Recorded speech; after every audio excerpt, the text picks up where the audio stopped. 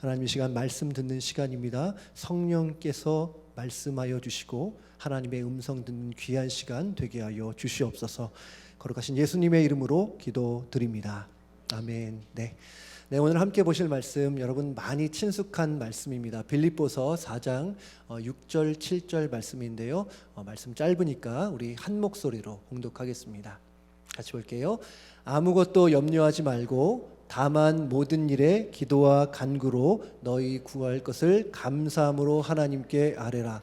그리하면 모든 지각에 뛰어난 하나님의 평강이 그리스도 예수 안에서 너희 마음과 생각을 지키시리라. 아멘. 네, 아멘. 저는 한 20년 전에 한국에서 군 생활을 하고 있는 중이었습니다. 설교 처음부터 이렇게 군대 얘기를 하게 되는데요, 이렇게 군 생활을 하다 보면 당연히 훈련을 받게 되잖아요. 근데 이렇게 보면 훈련의 처음과 마지막은 대부분이 행군을 하는 거였습니다. 여러분도 많이 들어보셔서 알겠지만 행군이라는 것은 우리 군인들이 중무장을 하고 아주 먼 거리를 걸어서 가는 거잖아요. 근데 이 행군이 얼마나 어려운지 우리가 보통 집 주변을 도는 그런 가벼운 산책과는 차원이 다릅니다. 왜 그러냐면 이 군인들이 아주 무거운 군장을 매야 되고, 또 때로는 자기 몸무게의 반이 넘는 아주 무거운 군용 가방도 매야 되고, 또 소총도 어깨에 매야 되고, 또 방독면 가방이라든지 여러 가지 장비들을 메고 가다 보면 몸이 정말 무거워요. 그러다 보면 당연히 그 온 몸이 금방 땀으로 범벅이 돼 버립니다. 조금 더 걸으려 치면 어깨가 아프고 또 허리도 아프고 또 다리는 말할 것도 없어요. 근데 제 경험상 가장 어려웠던 점은 발바닥이었습니다.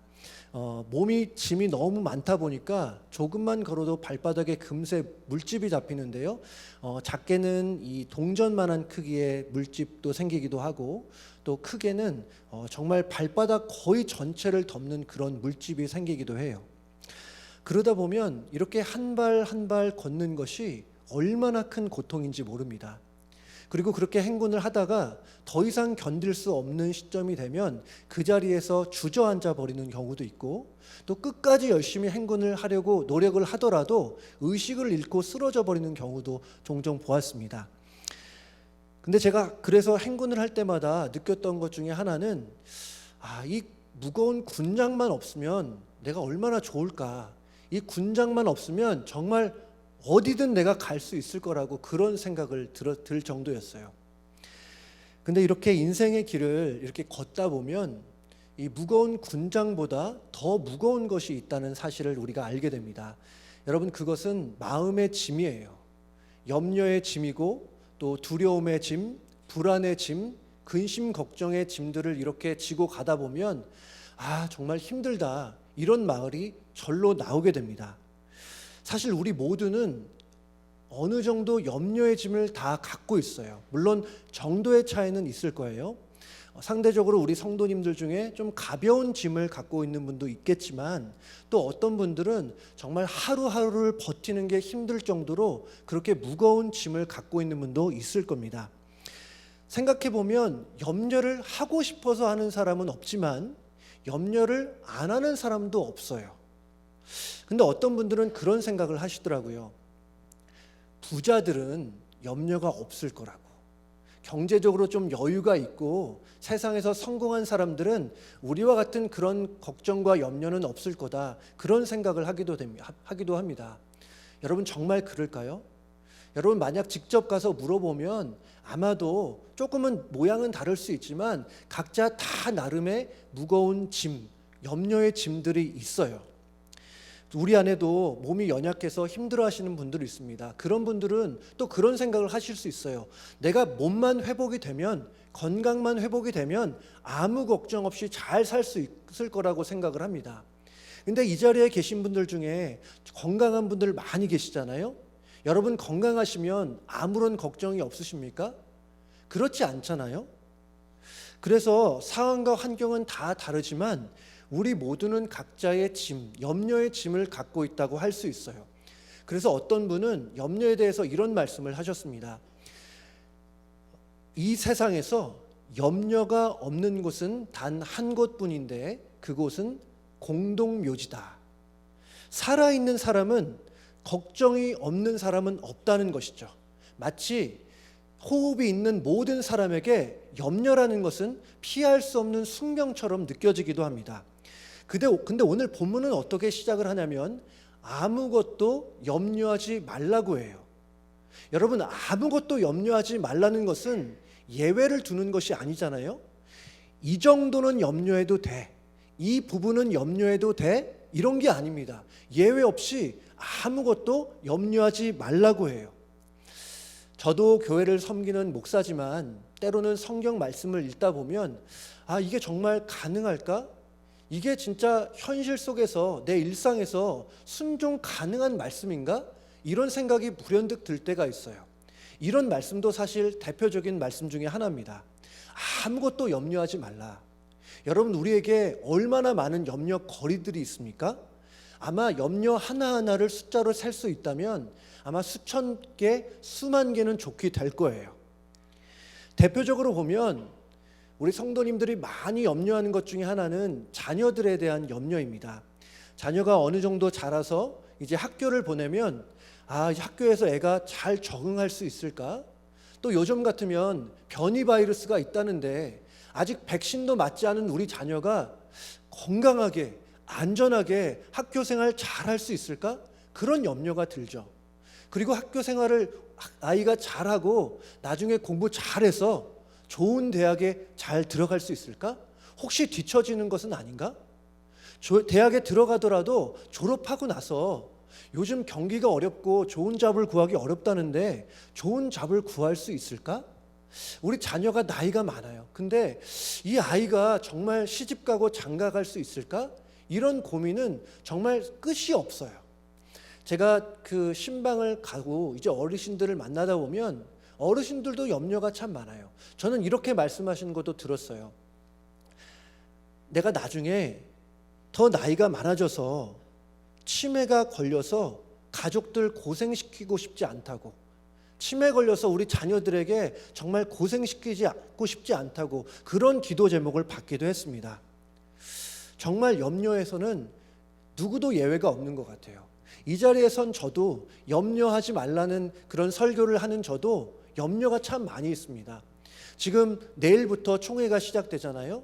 근데 이 어려운 시국에 많은 분들이 함께 총회를 잘 은혜 가운데 진행할 수 있을까? 이런 염려가 며칠 동안 있었어요. 그리고 제가 지금 이제 주일 강단에서 하나님 말씀을 전하고 있는데 정말 내가 우리 성도님들에게 꼭 필요한 하나님의 음성을 들려줄 수 있을까? 이런 염려가 없었다면 거짓말이겠죠. 아마 예외가 없을 겁니다. 주일마다 주일 설교를 전하시는 목사님들은 항상 말씀을 잘 전할 수 있을까 하는 그런 염려가 있을 거예요. 정말 우리 모두에게는 염려가 많이 있습니다. 근데 주님은 그럼에도 불구하고 아주 명확하게 말씀하세요. 아무것도 염려하지 말라. 왜 이런 말씀을 주실까요? 여러분, 염려거리들은 이렇게 많은데도 아무것도 염려하지 말라는 주님의 의도는 무엇일까요? 여러분, 주님은 이 의도 없이 이유 없이 말씀하시는 분은 아니잖아요. 여러분, 이렇게 우리 주님이 아무것도 염려하지 말라는 말씀은 염려라는 게 유익한 게 하나도 없기 때문이에요. 백해무익하기 때문입니다. 만약에 염려가 조금이라도 유익이 됐다면 우리 주님은 그렇게 말씀하셨을 거예요. 때로는 염려해도 괜찮아. 너 마음 편히 그렇게 사는 것보다는 조금은 염려를 하고 살아야지. 이렇게 말씀하셨을 거예요. 하지만 주님은 그러지 않으셨어요. 마태복음 6장 27절에 우리 주님께서 이렇게 말씀하셨습니다. 너희 중에 누가 염려함으로 그 키를 한 자라도 더할 수 있겠느냐? 여러분, 여기서 키라는 것은 사람의 신장을 말하는 게 아니에요. 저기 영어도 보시면 나오지만 라이프 스팬이에요. 시간의 길이, 삶의 길이를 말하고 있는 거예요. 그러니까 누가 염려가 많다고 해서 더 오래 살 수 있는 사람이 어딨냐? 염려 많은 사람이 장수하냐? 그렇지 않기 때문에 염려는 쓸모없을 뿐이다. 이런 말씀을 하고 계신 거죠. 여러분, 이런 말씀도 있어요. 염려는 돌멩이 하나도 옮길 수 없다. 그 작은 돌멩이 하나도 움직일 수 없는 그런 유익이 없는 것이 바로 염려라는 말씀입니다. 오늘 본문에 나오는 이 염려라는 것, 원문으로 보면 메림나오라고 하는 단어입니다. 근데 이 메림나오라고 하는 단어는 두 가지의 단어가 합쳐져서 만들어진 단어예요. 그 단어 중에 하나는 뭐냐면 나눠지다, 갈라지다라는 의미를 갖고 있고, 다른 하나의 단어는 마음이라는 단어입니다. 그러니까 보면 그 당시의 사람들은 염려를 어떻게 봤냐면 나눠진 마음, 갈라진 마음으로 봤던 거예요. 여러분 생각해 보면 정말 일리가 있습니다. 우리가 염려가 많으면 정말 마음이 나눠져서 한 가지에 집중이 안 돼요. 여러분 염려가 많은 사람이 누군가 대화를 한다고 생각해 봐요. 그러면 다른 사람이 말하는 것에 집중이 잘 안 돼요.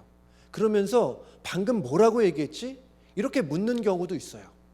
여러분 운전을 하다가도 운전에 집중하지 못하고 염려가 많은 사람은 마음이 나뉘어서 자꾸 딴 생각을 하게 돼요. 벌써 여기까지 왔네? 이런 말을 하게도 되죠. 여러분 또한 그것뿐만 아니라 지금 말씀을 듣는 시간이잖아요. 제가 딱 보니까 이 자리에 오신 분들은 의도적으로 오늘 말씀을 안 듣겠다라고 결심하고 오신 분은 아마 한 분도 안 계실 거예요. 근데 염려가 많은 분들은 그럼에도 불구하고 의도하지 않았음에도 불구하고 말씀이 잘 안 들려요. 말씀을 듣다가도 자꾸 딴 생각이 나요. 여러분 그래서 염려가 많은 사람은 한 가지에 집중을 못하게 되고 한 가지에 집중을 못하다 보니까 일의 효율이 떨어지게 되어 있습니다. 그래서 염려가 많은 학생들은 상대적으로 성적이 낮게 나올 거고, 염려가 많은 분들은 일을 할 때에 일이 손에 잘 안 잡히게 될 거예요. 여러분 그것뿐이 아닙니다. 사실 염려를 우리 많은 성도님들은 대수롭지 않은 것으로 느낄 때가 있어요. 하나님은 염려하지 말라고 성경을 보면 여러분 잘 아시잖아요. 얼마나 많이 말씀하셨어요? 염려하지 말라고 명령하셨는데 염려쯤은 그냥 해도 괜찮아. 거짓말은 나쁜 거지. 그러나 때로는 염려쯤은 할 수 있어. 이렇게 대수롭지 않게 생각하시는 경향이 있어요. 하지만 여러분 우리가 염려의 짐을 우리 마음속에 그대로 방치하다 보면 우리가 넘어지고 쓰러지고 좌절해 버릴 수 있습니다. 여러분 군인들이 행군을 하다가 군장이 무거워서 넘어지는 것처럼 마음의 짐이 너무 무거워지면 나도 모르게 좌절할 수 있어요. 삶의 의욕도 잃을 수 있습니다. 데일 카네기라고 하는 사람이 이런 글을 썼는데요. 여러분 한번 잘 들어보세요. 제가 읽어볼게요. 콜로라도주 한 봉우리에 거대한 나무 한 그루가 쓰러져 있었습니다. 그 나무는 400여 년간 14번이나 벼락을 맞아도 쓰러지지 않았으며 수많은 눈사태와 폭풍우를 이겨냈다고 합니다. 그런데도 그 나무가 쓰러진 까닭은 바로 딱정벌레 떼가 나무 속을 파먹어 버렸기 때문입니다. 오랜 세월에도 시들지 않고 폭풍과 벼락을 견뎌온 그 거목이 손가락으로 문지르면 죽일 수 있는 작은 벌레들에게 쓰러지고 만 것입니다. 우리도 이 거목처럼 인생의 폭풍우와 눈사태와 벼락은 이겨내면서도 염려라는 벌레에게 우리의 심장을 갉아먹히고 있지는 않은지요. 여러분 때로는 염려가 별거 아닌 것처럼 보여도 염려는 우리의 마음을 상하게 할 수 있어요. 그대로 방치하다 보면 염려의 벌레를 죽이지 않고 있다 보면 우리도 모르게 삶의 의욕을 잃을 수 있어요. 방금 말씀드린 대로 작은 딱정 벌레 때문에 그 거목이 넘어지지 않았습니까? 우리는 보통 문제 때문에 넘어지는 법은 없어요. 문제에 대한 염려 때문에 넘어집니다. 그래서 정말 염려를 해야 한다고 한다면 문제가 아니라 문제에 대한 염려를 염려해야 돼요. 여러분 무슨 말인지 아시겠습니까? 문제를 염려할 것이 아니라 염려를 염려해야 된다는 거예요. 여러분 이렇게 하나님께서 염려하지 말라는 것은 염려가 아무 유익이 없기 때문이라고 말씀드렸어요. 아무런 도움이 안 됩니다. 문제 해결에 도움도 안 되고 상황 개선에 유익도 없어요. 정말 염려를 많이 해보신 분은 알겠지만 정신 건강에도 해롭잖아요. 정신만 그렇습니까? 몸도 상하게 되고 그렇게 소중한 우리의 영혼도 얼마든지 상할 수 있어요. 저는 이 말씀을 통해서, 오늘 이 주일 말씀을 통해서 우리 성도님들 안에 있는 그 걱정과 염려가 떠나가는 역사가 있게 되기를 주님의 이름으로 축복합니다. 그러면 우리는 어떻게 해야 염려를 벗을 수 있을까요? 그 무거운 염려의 짐을 어떻게 벗어버릴 수 있을까요? 여러 가지 처방이 있을 수 있습니다. 여러분 들어도 보셨겠지만 우리가 염려하는 일 중에서 실제로 일어나는 일은 거의 없다, 이런 말도 있잖아요. 그러니까 염려할 필요 없다는 거예요. 일리가 있습니다.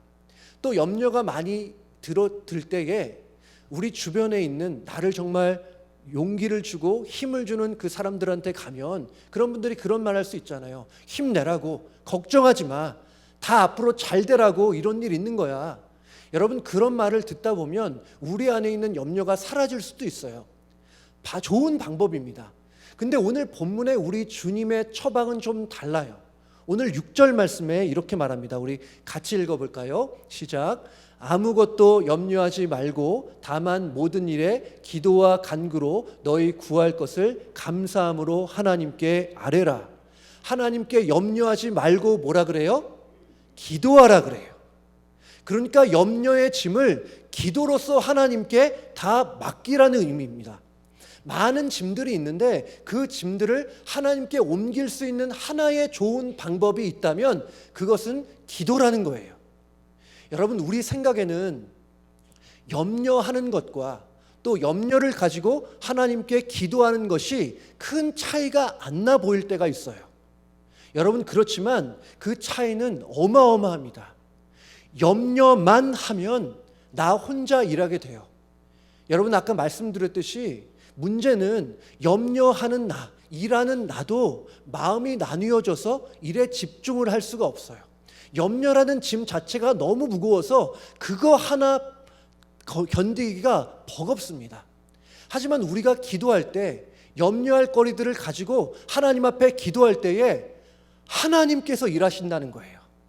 염려만 하면 내가 일하지만 염려를 가지고 기도하면 하나님께서 역사하신다는 것입니다.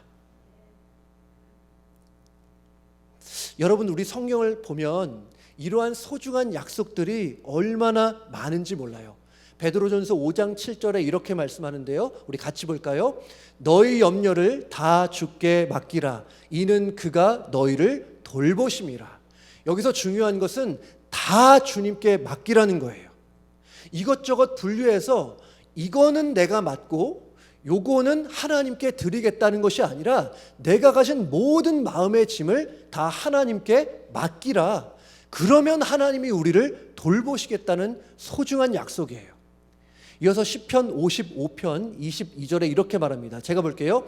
내 짐을 여호와께 맡기라. 그가 너를 붙드시고 의인의 요동함을 영원히 허락하지 아니하시리로다. 짐을 여호와께 맡기면 우리의 요동함을 하나님께서 어떻게 해요? 영원히 허락하지 않으신다고 해요. 여러분 이어서 마지막으로 마태복음 11장 28절 30절에 이렇게 말합니다. 우리 같이 볼게요. 수고하고 무거운 짐진 자들아 다 내게로 오라. 내가 너희를 쉬게 하리라. 나는 마음이 온유하고 겸손하니 나의 멍에를 베고 내게 배우라. 그리하면 너희 마음이 쉼을 얻으리니 이는 내 멍에는 쉽고 내 짐은 가벼움이라 하시니라. 염려의 짐 하나님께 맡기면 하나님이 다 가져가신다는 소중한 약속이에요. 제가 몇 년 전에 교제했던 알고 지냈던 목사님이 한 번은 이런 말씀을 하시더라고요. 그 목사님의 아버지도 목사님이셨는데 그 아버지 목사님이 이제 목회를 시작하는 아들 목사님에게 조언을 하셨어요. 어떤 말씀을 하셨냐면 염려는 내가 할 것이 아니야. 염려는 어떤 경우에도 내가 할 것이 아니야. 염려는 내 것이 아니야. 염려는 내가 갖고 있어야 할, 끙끙 안고 있어야 할 나의 소유가 아니야. 여러분 생각해 보면 그렇게 목회를 오래 하셨던 그 아버지 목사님에게 걱정거리가 왜 없었겠습니까? 염려할 거리가 왜 없었겠어요? 다 있었지만 그 염려가 올라올 때에 그 염려의 짐을 속히 하나님께 맡겨야 한다는 말씀이죠.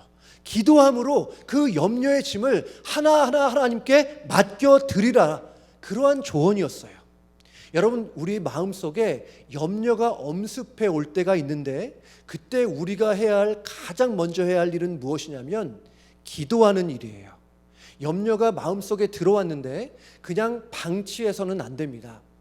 여러분, 예를 들어볼게요.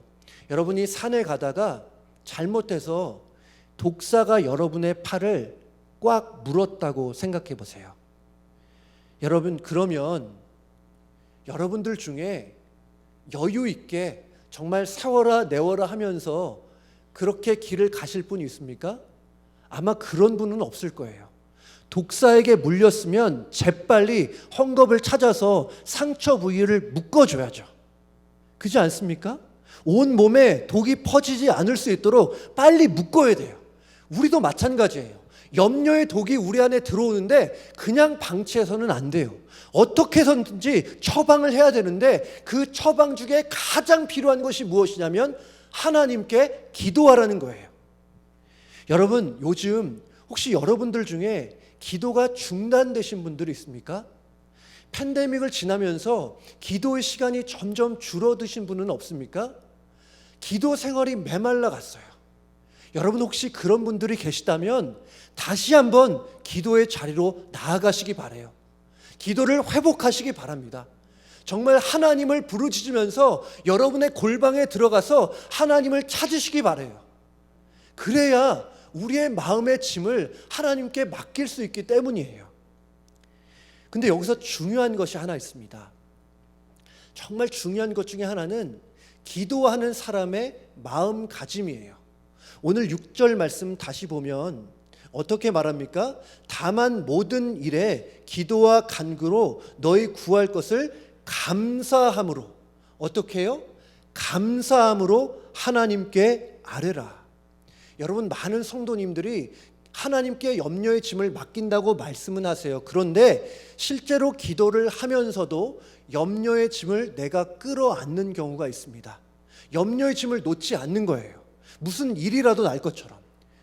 하지만 기도를 해도 염려가 사라지지 않는 것입니다. 여러분, 기도를 할 때 중요한 것은 감사함으로 하나님께 기도하는 거예요. 근데 이 감사함이라는 것은 생각해 보면 두 가지의 요소가 있습니다. 하나는 뭐냐면 하나님을 향한 기대감이에요. 하나님께 바르게 기도하다 보면 하나님을 기대하게 돼요. 하나님께서 내 기도를 들으실 거야. 그래, 하나님이 크고 놀라운 일을 행하실 거야. 이러한 기대감이 생깁니다. 물론 기도를 하자마자 바로바로 응답이 안 되는 경우는 많아요. 기도를 해도 참 오래 기다려야 하는 일도 많이 있습니다. 하지만 우리의 기도를 들으시는 하나님이 우리를 사랑하시기 때문에 자신의 독생자를 십자가의 자리까지 보내실 정도로 우리를 사랑하시기 때문에 우리가 그 하나님의 사랑을 알기 때문에 기도하면 뭔가 이루어질 거야. 이러한 기대감이 든다는 거예요. 여러분, 이런 기대감은 막연한 기대감이 아닙니다. 이 기대감은 하나님의 약속에 대한 확신으로 이어져요. 여러분, 합력하여 선을 이루시겠다고 하나님이 약속하셨잖아요. 우리를 떠나지 않으신다고 약속하셨어요. 우리를 버리지 않으실 거라고 약속하셨어요. 우리의 모든 길 형통하게 하리라 약속해 주셨어요. 의인은 영원토록 요동하지 않을 것이라고 하나님께서 약속해 주셨기 때문에 그 약속에 대한 확신을 갖게 되는 거예요. 그리고 그 확신이 감사로 표현이 되는 것입니다. 그래서 감사로 하나님 앞에 기도한다는 것은 하나님을 향한 기대와 하나님의 약속을 향한 확신으로 말미암아 하나님 앞으로 나아가는 것을 말하는 거예요. 그래서 저는 우리 모든 성도님들이 기도하며 감사하며 하나님 앞에 나아가시기를 주님의 이름으로 축복합니다. 얼마나 감사한 일이에요. 우리의 기도를 들으시는 분이 있고 우리의 기도를 통해서 일하시는 분이 계시기 때문에 얼마나 감사한 거예요. 근데 여기서 더 감사한 것이 하나 있어요. 그것이 뭐냐면 우리가 기도하면 우리의 염려의 짐을 하나님께서 가져가실 뿐 아니라 하나님은 우리에게 놀라운 상급을 주시겠다고 약속하셨기 때문이에요. 오늘 6절 말씀 한번 볼게요. 오늘 6절 말씀을 여러분 잘 보시면 우리가 해야 할 일에 대한 말씀입니다. 제가 다시 한번 읽어볼게요. 아무것도 염려하지 말고 다만 모든 일에 기도와 간구로 너희 구할 것을 감사함으로 하나님께 아뢰라. 누가 해야 되는 거죠? 내가 해야 되는 거예요. 근데 오늘 7절 말씀은 내가 하는 것이 아니라 하나님께서 하시겠다는 약속의 말씀입니다. 7절 말씀 볼게요. 우리 같이 한번 읽겠습니다. 시작. 그리하면 모든 지각에 뛰어난 하나님의 평강이 그리스도 예수 안에서 너희 마음과 생각을 지키시리라. 얼마나 감사합니까? 우리는 하나님께 염려의 짐을 드린 것밖에 없는데 하나님은 우리에게 평강이라는 놀라운 선물을 주시는 거예요. 여러분, 이 하나님의 평강을 과소평가해서는 안 돼요. 이 하나님의 평강은 우리가 상상하는 것 이상으로 좋은 선물입니다. 이 WHO 자료에 따르면 현재 전 세계 인구가 한 70억 명, 80억 명 되잖아요. 근데 전 세계 인구가 70억 명, 80억 명 되는데 그 중에 10억 명이 넘는 사람들이 우울증과 같은 정신질환을 겪는다고 말합니다. 여러분, 10억이면 엄청난 숫자 아닙니까? 7, 80억 명 중에서도 10억은 엄청난 숫자예요. 그러니까 많은 사람들이 우울하고 근심하고 걱정하고 염려하고 불안해하고 두려워하고 스트레스를 받는 이러한 증세들을 갖고 있다는 거예요. 더군다나 여러분 아시지만 이렇게 팬데믹을 보내면서 한 번도 경험해보지 않은 세상에 우리가 살고 있어요. 얼마나 더 불안이 가중될까요? 그래서 우리에게 정말 필요한 것은 하나님의 평강입니다. 여러분, 예수님도 이것이 얼마나 중요하게 생각하셨는지 몰라요. 여러분 기억하실지 모르겠어요. 예수님께서 사망 권세를 이기시고 부활하신 후에 제자들에게 처음 찾아와서 하신 말씀이 무엇인지 아십니까? 요한복음 20장 19절 말씀에 이렇게 말씀해요. 이날 곧 안식 후 첫날 저녁 때에 제자들이 유대인들을 두려워하여 모인 곳에 문들을 닫았더니 예수께서 오사 가운데 서서 이르시되 너희에게 평강이 있을지어다. 너희에게 평강이 있을지어다. 예수님께서 그 처절한 십자가와 부활을 통해서 우리에게 가장 먼저 주시고자 했던 것이 무엇이냐면 바로 하나님의 평강이라는 거예요. 이 평강이 얼마나 중요한지 모릅니다. 여러분, 이 평강이라는 것이 얼마나 중요한지 우리가 어떠한 축복을 하나님께 받든지 마음에 평강이 없다면 그것이 축복이 아닐 수 있어요. 우리가 비즈니스를 하는데 너무 잘 돼요. 근데 마음이 불안해요. 염려와 근심과 걱정이 끊이지 않아요. 그렇다면 그것은 하나님의 축복이 아닐 수 있습니다.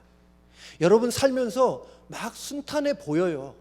정말 아무런 문제가 없어 보여요. 그런데 마음은 너무나 불안해요.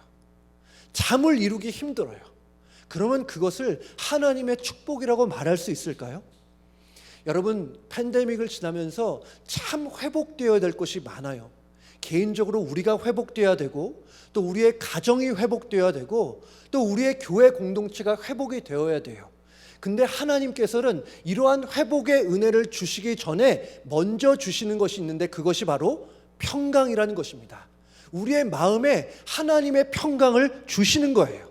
그래서 하나님의 평강이 하나님이 주시는 모든 축복 중에 그 시작이라고 말해도 과언이 아닐 것입니다. 그러면 여러분, 이 소중한 평강을 우리가 어떻게 받아 누릴 수 있을까? 말씀드렸어요. 기도하는 거예요. 기도를 통해서 하나님의 평강을 누릴 수 있어요. 근데 어떤 분들은 그렇게 생각을 합니다. 평강을 누리기 위해 마음이 너무 불안하고 힘이 들고 걱정이 많으니까 이 문제를 해결하기 위해서 돈을 많이 벌려고 그래요. 여러분, 돈 버는 일은 정말 중요한 일입니다. 하지만 돈 버는 그 일을 어떤 동기에서 하느냐가 중요해요.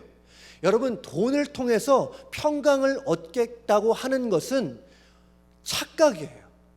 무엇을 착각하는 거냐면 편안함과 평강을 착각하는 거예요. 돈이 있으면 편안할 수 있습니다. 우리가 다 알듯이 돈이 있으면 편안한 게 많아요. 하지만 돈이 있다고 해서 하나님의 평강을 누릴 수 있는 것은 아니에요. 하나님의 평강은 누가 누릴 수 있는가? 기도하는 사람이 누릴 수 있다는 거예요. 하나님의 자녀만이 누릴 수 있습니다. 예수님을 믿는 사람만이 하나님의 평강을 누릴 수 있다는 거예요. 그래서 요한복음 14장 27절에 이렇게 말씀하고 있습니다. 같이 볼게요. 평안을 너희에게 끼치노니 곧 나의 평안을 너희에게 주노라. 내가 너희에게 주는 것은 세상이 주는 것과 같이 아니하니라. 너희는 마음에 근심하지도 말고 두려워하지도 말라.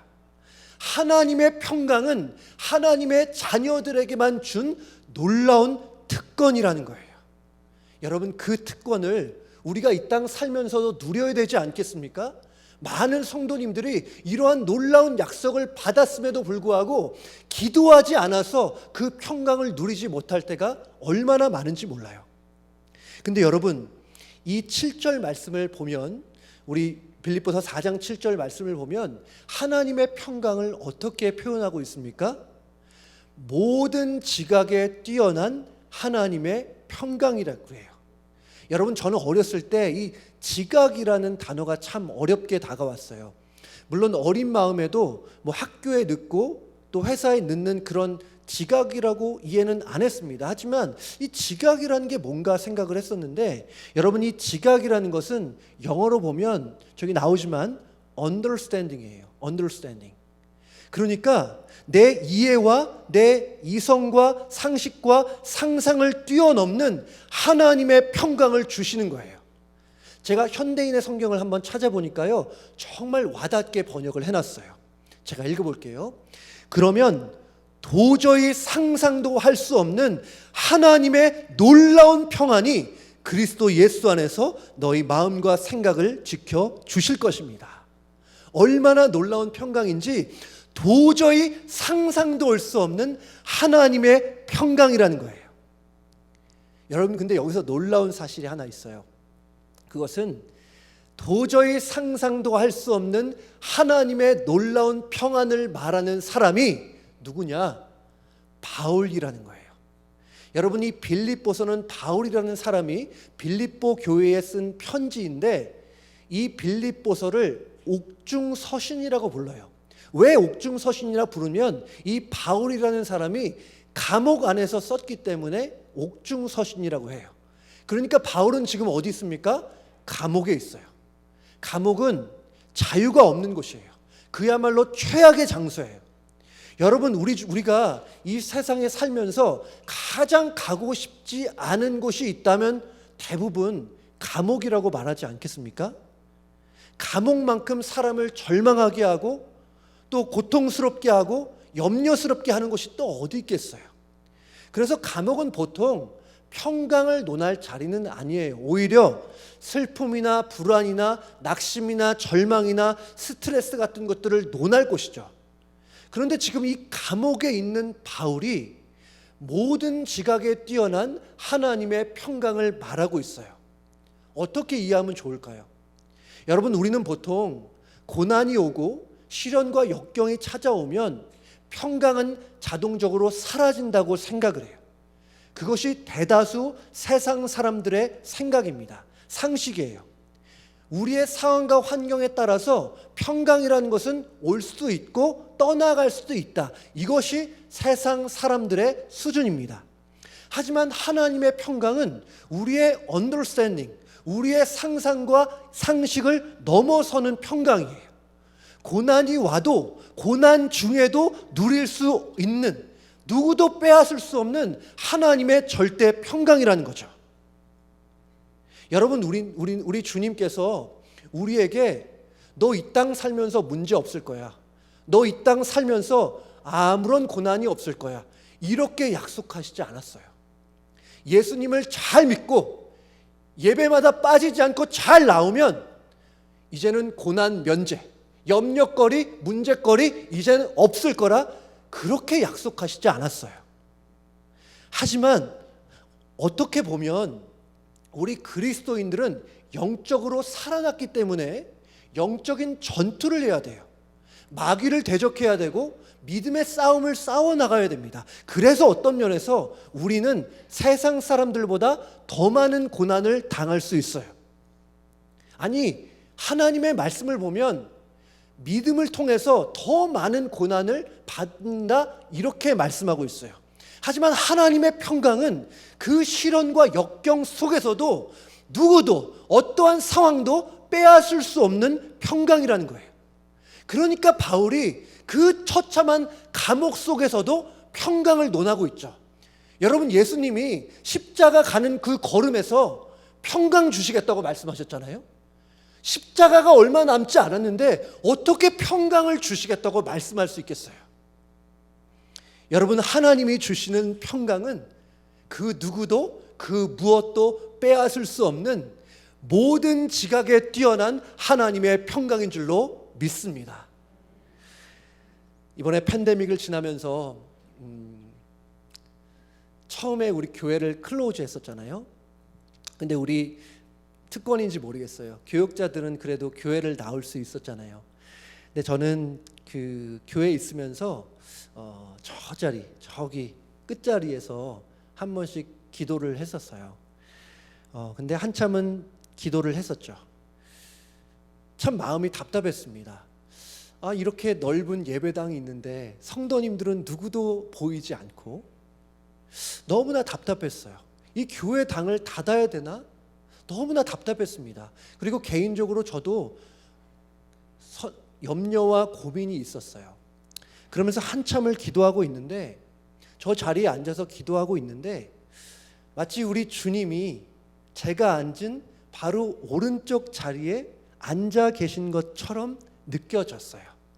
그러면서 제 마음속에 우리 주님이 나의 기도 한마디 한마디를 귀 기울여서 들어주시고 계시구나. 여러분, 이게 깨달아지니까 마음이 얼마나 기쁘고 하나님의 평강이 제 마음에 정말 밀려오는지. 지금 당장 기도해서 뭐가 바뀌진 않았어요. 상황이 변화가 없어요. 하나님이 이거 해라 저거 해라 음성을 주시지도 않았는데 내 곁에서 나의 기도를 들으시는 예수님이 계시다는 사실이 믿어지니까 평강하더라고요. 얼마나 기뻤는지 몰라요. 기도를 마치고 문을 열고 나가는데 제 얼굴에 한박 웃음이 지어졌어요. 여러분, 저는 그런 생각을 해봤어요.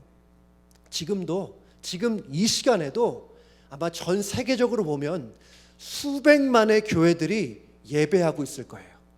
그리고 여러분들이 어떤 시간에 어떤 자리에서 기도를 하시던 그 시간에 전 세계적으로 보면 수천만 명의 사람들이 동시에 하나님께 기도를 올리고 있을 거예요. 그런데 우리가 기도하면 우리 하나님은 마치 온 세상에 나 혼자만 기도하는 것처럼, 나 혼자만 정말 하나님 앞에 부르짖고 있는 것처럼 그렇게 나의 기도를 귀 기울여 들으신다는 것입니다. 여러분, 그렇게 우리가 기도할 때에 하나님은 형언할 수 없는, 도저히 상상도 할 수 없는 하나님의 놀라운 평강을 주실 줄로 믿습니다. 지금도 많은 그리스도인들이 신앙생활을 하지만 하나님의 평강을 누리고 있지 못해요. 무거운 군장을 메고 행군을 하고 있는 군인들처럼 그렇게 무거운 짐을 지고 걸어가고 있어요. 마음속에 염려의 벌레들이 있는데 그 벌레들을 죽이지 못하고 있어요. 여러분, 우리는 하나님께 기도로 염려의 짐을 맡기셔야 됩니다. 그러면 하나님께서 염려의 짐을 가져가실 뿐만 아니라 도저히 상상할 수 없는, 모든 지각에 뛰어난 하나님의 놀라운 평강을 여러분의 마음에 부어주실 줄로 믿습니다. 그러니 염려하지 말고 기도의 자리로 나아가시기 바라요. 여러분 기도할 때에 하나님은 분명히 크고 놀라운 역사를 보여주실 것입니다. 여러분 이 시간 우리 말씀 생각하면서 함께 찬양했으면 좋겠어요. 괴로울 때 주님의 얼굴 보라는 거예요. 여러분 이 가사 생각하시면서 우리의 마음을 올려드리기 원합니다. 괴로울 때 주님의 얼굴 보라, 평화의 주님 바라보아라. 세상에서 시달린 친구들아,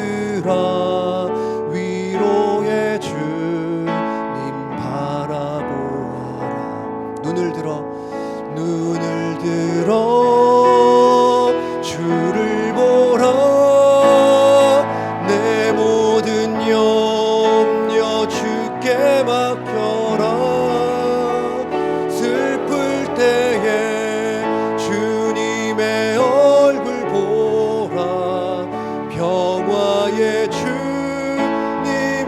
우리 한 번 더 후렴만 하겠습니다. 눈을 들어 주를 보라. 눈을 들어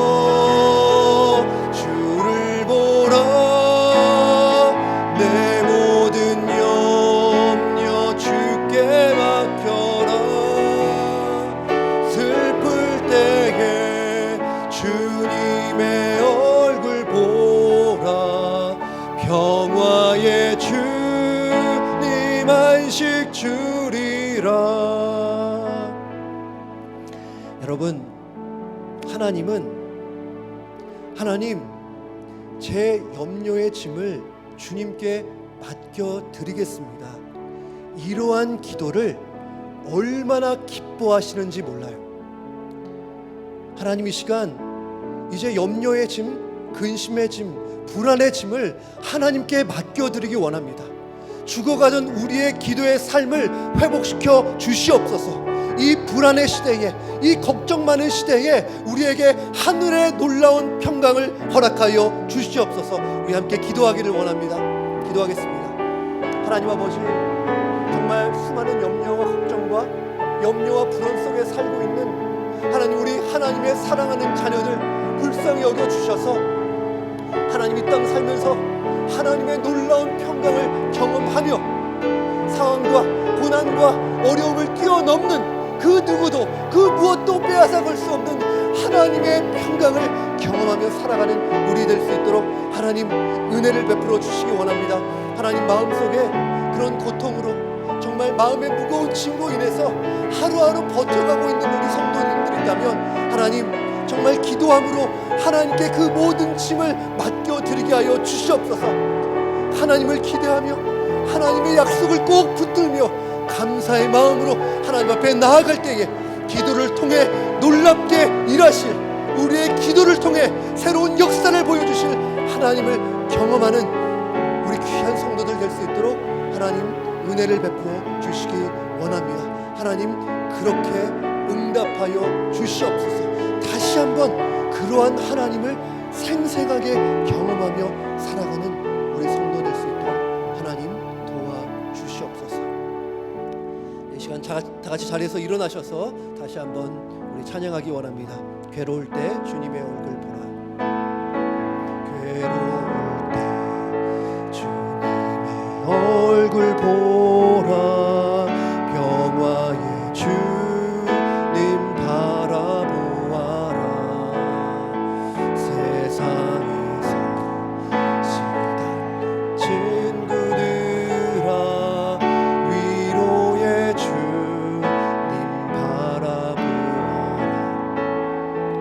눈을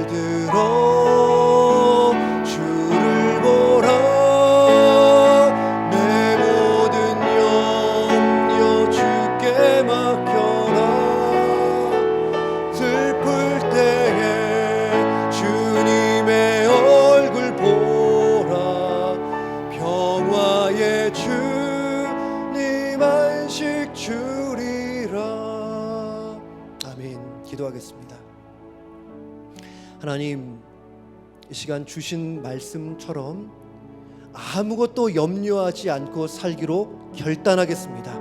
염려의 짐이 생길 때마다 하나님께 맡겨 드리오니 근심이 떠나가게 하여 주시고, 우울이 떠나가게 하여 주시고, 두려움이 떠나가게 하여 주시고, 불안이 떠나가게 하여 주시옵소서. 우리의 마음에 하나님만이 주실 수 있는 모든 지각에 뛰어난 하나님의 놀라운 평강을 이 자리에 있는 우리 모든 성도님들의 마음에 가득 채워 주시옵소서. 하나님, 이 시간 우리의 예물을 하나님께 올려드립니다. 하나님, 이 예물 단지 물질이 아니고 하나님을 향한 사랑의 고백이요 감사의 고백임을 고백합니다. 이제는 우리 주 예수 그리스도의 은혜와 하나님의 거룩하신 사랑하심과 성령님의 교통하심이 염려의 짐을 기도로 하나님께 맡기기를 원하는 우리 귀한 모든 성도님들 위해 이제와 영원토록 함께 있을지어다.